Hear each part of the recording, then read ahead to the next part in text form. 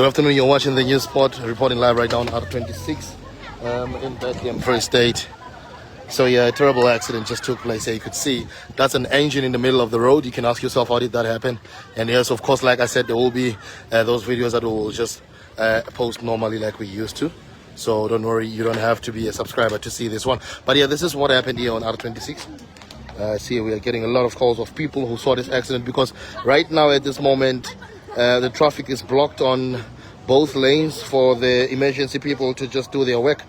But I can just guarantee you now, yeah, I see like there's a lot of people that are trying to report this accident. But yeah, we are here on R26 Bethlehem, Free State.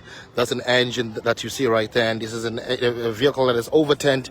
So we have spoken to one of the witnesses who told us who's actually part of the accident. His vehicle is just down there. He was coming from a call list from the municipality electricity department.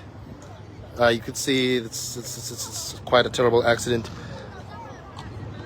So, but shortly the traffic will be open on both lanes. The ambulances just left the scene right now. We have the fire brigade that is present, the SAPS is present, the traffic department from the Bethlehem local municipality is also present here at the scene. But what I can just say is that luckily there is no fatalities. When I received a call, I was very worried. Someone who called me told me that there is fatalities, but I'm glad that there's no fatalities, but there is terrible injuries.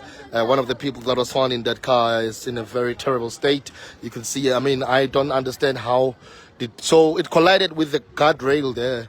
You know, guardrails are very strong, so I think the collision with the guardrail caused this engine to come out. I've never seen a car engine coming out on an accident scene. That's a full engine right there.